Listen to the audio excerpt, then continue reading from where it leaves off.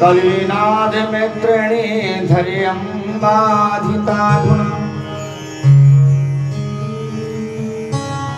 महाराज, कोई भी कलयुग में सत्य नहीं बोलता है। और क्या बताऊं,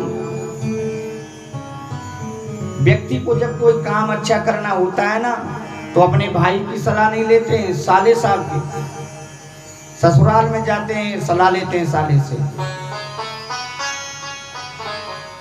कहते हैं दीवार बिंगारे यारो और घर बिंगारे सारो। दीवार में ज्यादा आरे अलमारी निकलवाओगे तो दीवार कमजोर पड़ जाती है। घर में साले जी यदि ज्यादा आएंगे तो समझ लो झगड़ा होने वाला है। क्योंकि महाभारत में जो शकुनी मामा थे, अपने जीजाजी के यहाँ घर बसा के ही रहने लगे थे। तो परिणाम क्या हुआ कि जीजा का कल्याण ही करा के छोड़ा। इसलिए सलाह यदि लेना है तो अपने भाई बंधुओं से लेना चाहिए। बताया कलीना धर्म मित्रेणे धैर्यम्बाधिता धुना। अधर्म का मित्र जो कली है, उसने लोगों की बुद्धि को बिगाड़ रखा है। लेकिन मैं जब श्रीधाम वृंदावन में आया, वहां एक कौतिक देखा। एक युवती, उसके पास में दो पुत्र हैं जो बूढ़े हो गए हैं। वो स्त्री तरुण अवस्था की है, जवान है, उसके पुत्र बूढ़े हो गए। वो स्त्री कौन थी? वो भक्ति देवी थी। दो उसके पुत्र थे, ज्ञान और वैराग। महाराज, मैंने अनेकों उपाय किए, लेकिन ज्ञान और वैराग का बुढ़ापा दूर नहीं हुआ। तो आप कोई ऐसा उपाय करें कि ज्ञान वैराग का बुढ़ापा दूर हो जाए, भक्ति देवी को सांत्वना मिल जाए। तो बताया सत्यकर्म सूचको नूनम ज्ञान यज्ञामृतो बुद्धि श्रीमद्भागवतालाप सत्व गीत सुखाद भी। देखो नारद, ज्ञान वैराग के बुढ़ापे को दूर करने के लिए, भक्ति देवी के कष्ट के निवृत्ति करने के लिए सर्वोत्तम साधन यदि कोई कलयुग में है तो वह है श्रीमद् भागवत कथा। श्रीमद् भागवत ज्ञान यज्ञ सप्ताह प्रवचन। नारद जी कहने लगे, मैंने तो वेद का पाठ किया है, वेदांत का पाठ किया है, ज्ञान वैराग का बुढ़ापा दूर नहीं हुआ है। सनत कुमार बोले, वेद एक वृक्ष है और भागवत उसका फल है। वृक्ष में हजारों डालियां होती हैं, लाखों पत्ते होते हैं, लेकिन जो रस फल में आता है, क्या डाली में और पत्ती में आता है? तो इसलिए वेद क्या है? एक वृक्ष, और फल क्या है? श्रीमद् भागवत कथा। तो नारद जी ने कहा, कथा हम कहाँ करेंगे? तो बताया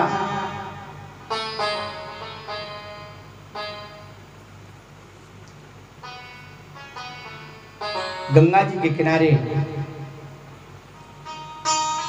बड़ा सुंदर स्थान है,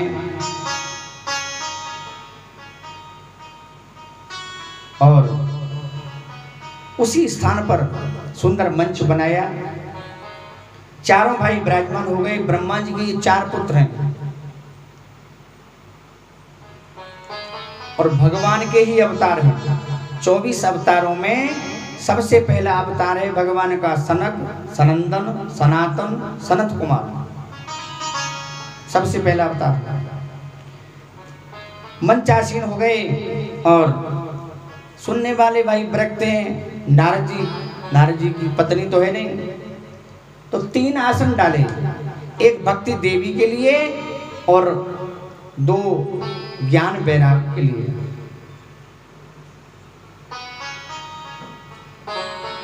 ये मानवा पाप कृतस्तु सर्वदा सदा दुराचारता विमार्गा क्रोधन्नधा कुटलश्च कामिनी सप्ताहे ज्ञान कलो पुनीता।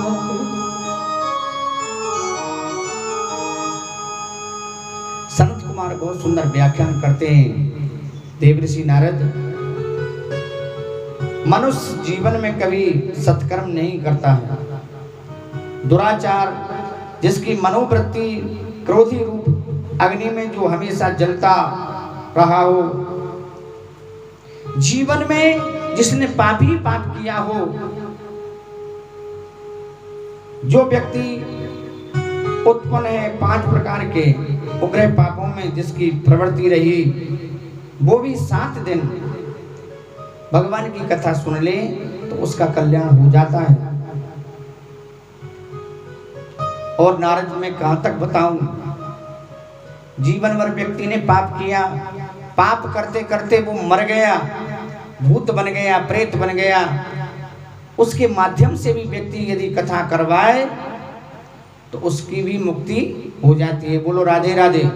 राधे राधे। नारद जी बोले, महाराज ये बात हमारी समझ में नहीं आई।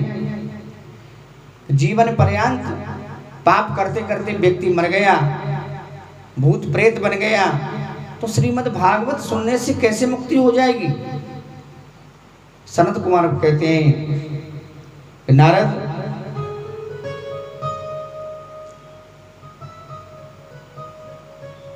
कथा में कीर्तन जरूर बोलना चाहिए, ताली बजाकर कीर्तन करना चाहिए।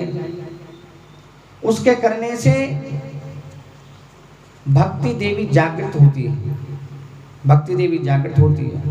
तो बताया, तुंगभद्रा तटे पूर्वे ममोत्पन्नोत्तमं यत्र वर्णा स्वधर्मेण सत्य सत्कर्मेण तत्परः। तुंगभद्रा नदी के तट पर एक आत्मदेव के ब्राह्मण रहते थे।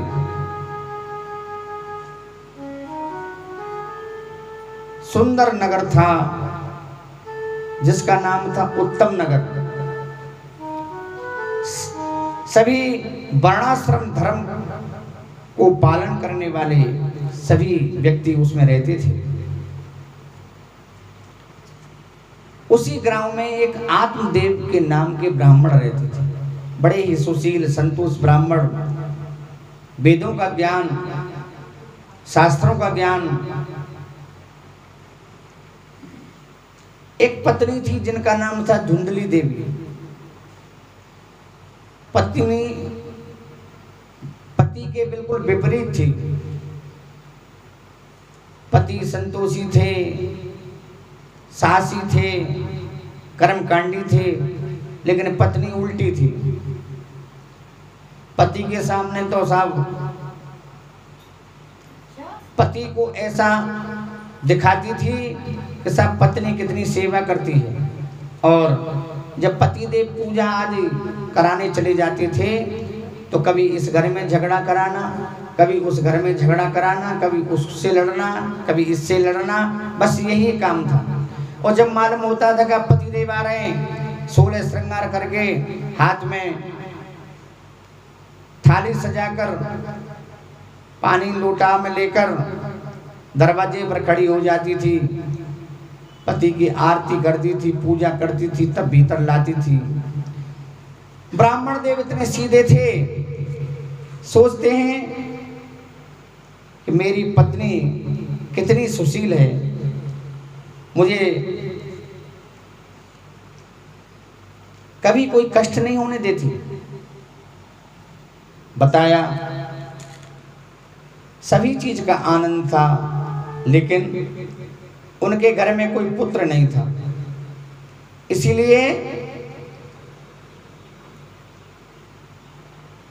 ब्राह्मण देव परेशान रहते थे। बताया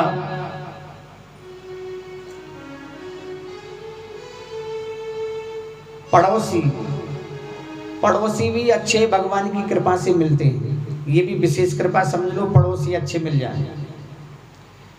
नहीं तो कोई तो उखाड़ के ही छोड़ता है। अरे सब हमारे यहाँ तो कुछ नहीं है, सामने वाले की तो दो गाड़ी खड़ी है, बड़ा लंबा चौड़ा कारोबार हो रहा है, हमको तो कुछ नहीं है, हम पे कुछ नहीं आता। इसी से व्यक्ति परेशान है। तो अब पड़ोसियों का आना जाना शुरू हुआ आत्मदेव जी के यहाँ। एक जने आए, अरे पंडित जी आपके ये गाय बहुत दिन से देख रहे हैं, ये बांझ हो गई है गाय, कभी बछड़ा नहीं देती है। पंडित जी बोले भैया खिलाता पिलाता तो बहुत हूँ, अब भाई इसने कभी कोई बच्चा नहीं दिया, अब इसमें मेरी क्या गलती है। एक सज्जन और आए, अरे महाराज देखिए आपके यहाँ तुलसी लग रही है लेकिन ये तो सूख रही है, क्या बात है। भैया पानी तो रोज देता हूँ, अब सूख गई तो मैं क्या करूँ। मतलब कहने का पड़ोसियों ने धीरे धीरे कहना प्रारंभ कर दिया कि तुम्हारे घर पुत्र नहीं है इसलिए तुलसी सूख जाती है, गऊ बांझ हो गई, कभी बछड़ा नहीं देती है, बछिया नहीं देती है। अरे तुम्हारा तो मुंह देखने का ही धर्म नहीं है। अब तो पंडित जी उदास हो गए और जंगल में चले जाते हैं। जंगल में जाके बेचारे रुदन करने लगे, रोने लगे। और उसी समय एक संत जी उस रास्ते से निकले। देखिए संत ने दूर से देख लिया कि कोई विद्वान व्यक्ति है, परेशान है। संत जी पास में आए, कहने लगे ब्राह्मण देव आप कोई विद्वान मालूम पड़ते हो लेकिन कष्ट में है, आप पर कोई कष्ट है, क्या बात है। तो बताया कि महाराज मेरे घर कोई पुत्र नहीं है इसलिए मैं आपसे प्रार्थना करता हूं आप कोई ऐसी कृपा करें कि मेरे घर में पुत्र हो जाए। तो बताया मुज्जा ज्ञानम प्रजारूपम बलिष्ठा कर्मिणो गति विवेकम तो समासाथे त्यजे संसार श्वासनम। संत जी ने बताया ये संसार स्वार्थ का है, यहाँ कोई किसी का नहीं होता है, यहाँ सब स्वार्थ से चीजें चलती हैं। इसलिए अरे पुत्र ही बनाना है तो भगवान को बना लो। मीरा जी ने भगवान को पति बनाया था, जसोदा मैया ने अपना पुत्र बनाया था, गोपियों ने अपना प्रेमी बनाया था, ग्वाल वालों ने अपना सखा बनाया था, तो तुम भी भगवान को पुत्र बना लो।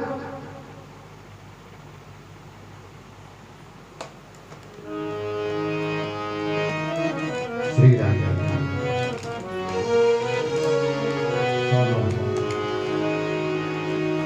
अरे छोड़ कर संसार जब